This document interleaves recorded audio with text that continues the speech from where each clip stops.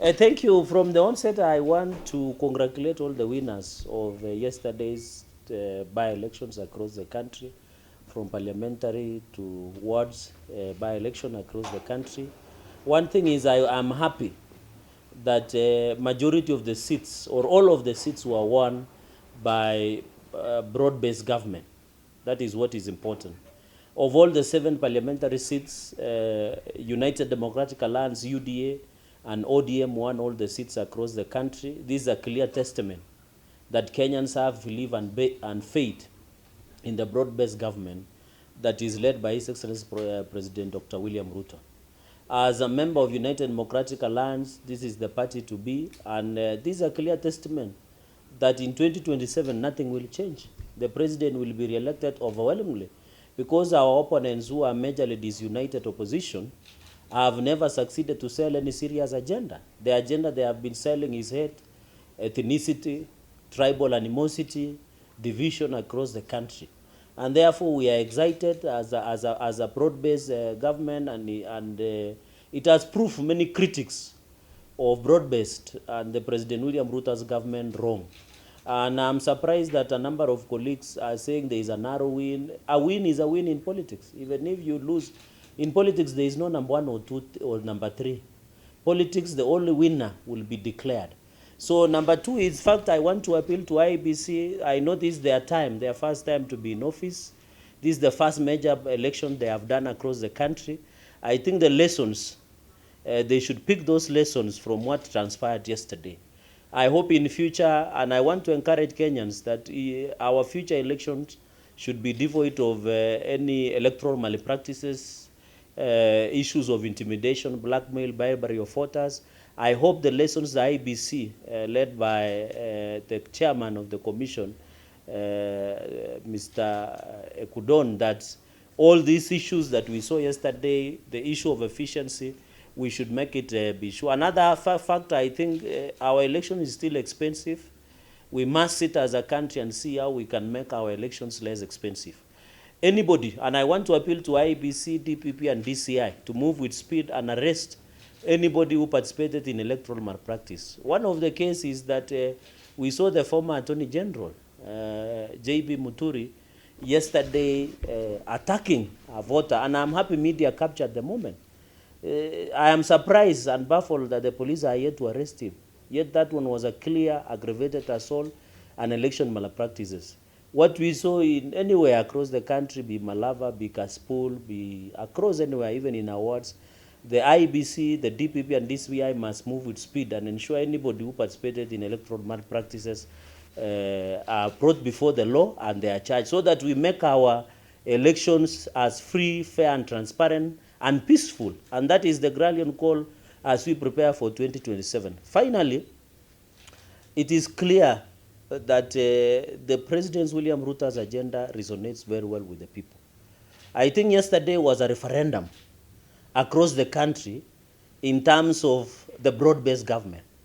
And the referendum was completed yesterday that Kenyans have absolute faith in broad-based government.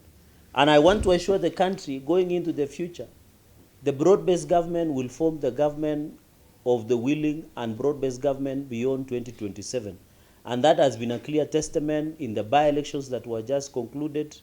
And I think our opponents should now learn. Some of them, like the former deputy president, the impeached deputy president, said he had cut short his trip from US to come and campaign.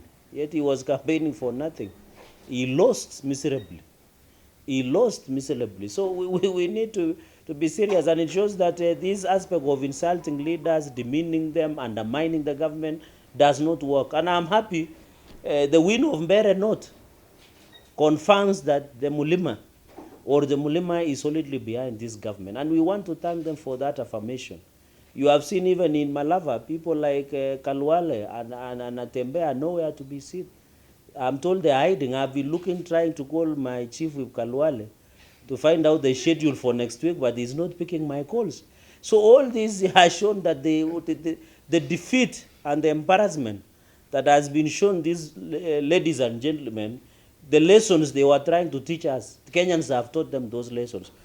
Na jana ile elections tuliona parliamentary seats zote 7 broad based government imechukua UDA na ODM na zile civic wards ambazo wards walikuwa na elections. Mimi tu nataka niwashukuru na nishukuru wa Kenya kwa sababu hii ndio mambo itakuwa 2027. Imeonyesha kuwa hii broad base it will go beyond 2027 and even beyond 2032 because imeonyesha Wakenya wako na imani. Na Wakenya wamekataa mikawanyiko, wamekataa mambo ya ukabila, wamekataa mambo ya chuki na sera mbaya. Wakenya ni werevu sana. Wanataka ukiomba kura, uombe kura ukiwa na sera. Sera si kutuzi kiongozi, sera si kabila, sera si chuki na migawanyiko katika taifa la Kenya. Ya pili ni kuuliza tume ya uchaguzi kwa sababu hii ni mara yao ya kwanza. Wamejaribu sana. Kulingana na mpangilio ile waliweka wamejaribu, lakini tunataka tuwaulize ile changamoto wamepitia. Wachukue hiyo changamoto ndio waweze kufanya uchaguzi wa 2027 kwa umakinifu zaidi. Na wale wote ambao walihusika na ile inaitwa election malpractices lazima washtakiwe, wafunguliwe mashtaka. Tuliona hata mtu alikuwa ni wakili, alikuwa attorney general, alikuwa speaker wa bunge la kitaifa akimpiga na kutusiana na wananchi pale Siakako. Hawa ninashangaza polisi hawajamshika mpaka leo. Pia tumeona watu waliumizwa, kuna watu wanasema tunataka DCI na TPP wahakikishe wale walihusika na election malpractices wamefunguliwa mashtaka, wamechukuliwa kotini. Na pia tume ya uchaguzi in future wahakikishe they put proper mechanisms in place. Na lazima tukubaliane kama taifa tuangalie jinsi ambao we make our elections less cheaper. Kwa sababu ukiona Afrika mzima kila mpigaji kura katika Kenya anahitaji $18 to 19. Every voter in our election is approximated to consume $18 per voter, which is still very expensive across it. I think we need to build trust. IEBC waendelee hivyo ndio wahakikishe ile changamoto walipitia wamerekebisha. Kwa wale wapinzani wetu, hii ni ya wake up call kwa Wakenya hawanunui ukabila, hawanunui chuki, hawanunui migawanyiko. Hii inaonyesha kuwa Wakenya wako na imani na ile agenda na sera ya Rais William Ruto. Na unajua hii ilikuwa kionjo tu. Rais hata hakuenda hizo kampeni.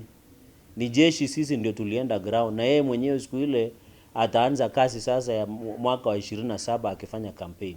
So na kulikuwa na watu wachache walikuwa wanasema wametoa safari ule impeached deputy president ambaye anauza chuki na ukabila na migawanyiko. Alikuwa ametoka ng'ambo ati anakuja kufanya campaign na akaambia watu ya Mbeere ati watufunze, they teach us a lesson. We have taught him a lesson he will never forget in his life politically.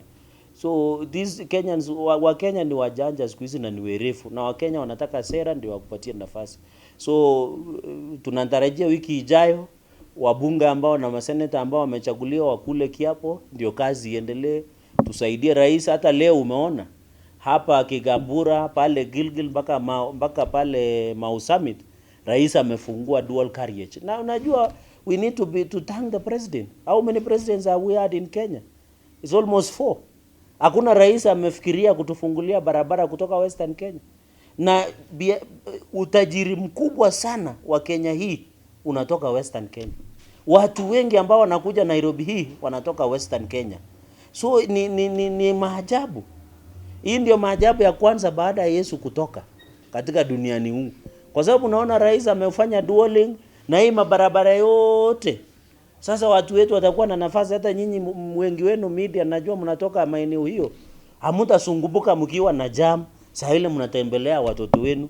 Na mimi nimesema hii barabara ikikuwa dual, biashara itaimarika, uchumi itaimarika, kutakuwa na ndoa mingi. Kwa sababu watu wengi walikuwa wanaogopa kuoa kutoka sehemu hii kwa sababu wanaogopa mashemeji watakwama katika traffic jam wakikuja huko sehemu zetu. Hata sisi wakulima mazao yetu haitaharibika kama ni maziwa, kama ni mboga, ile tunatoka Kisii, kama ni ndizi, tunatoa maziwa kule Rift Valley, wale wanatoa ng'ombe kwa kichinjio hapa Dagoretti kutoka Samburu na sehemu zingine. Tutakuwa masaa mawili matatu kuanzia Eldoret, kuanzia Malaba, kuanzia hapa Nakuru, masaa machache tunaweza kufika, na hiyo ndio itasaidia biashara kujikimu. So tunataka tushukuru rais, sisi imefika wakati wetu, na watu wasiseme ama nini. Thika Road ilishajengwa, Mau Road zimejengwa, ile ya kutoka Northern Kenya imejengwa. So hii ni wakati ya kupanua, and we want to thank the president for that vision that and I agree with him. If this dwelling and this infrastructure of affordable housing, we are moving from mediocrity of third world to first world country, and I think that is the essence of every Kenyan. Na hii inaonyesha, na mimi nataka nisiambie wa Kenya tuunde hii mkono sovereignty bond na infrastructure bond ya 1.5 trillion so that 28,000 tarmac roads can be upgraded. Even where I come in Nandi, everywhere you go, Homa Bay, you go to Garissa, you go across the country, there is only one problem Kenyans have, it is about the road. So if we can raise this 1.5 trillion Kenya shillings on infrastructure bond, it will assist us to ensure we tarmac more than 28,000 worth of tarmac roads across the country. So we thank the president, and that is the essence of a functional and working government going into the future. That is the agenda that the president has. These other people do not have any agenda.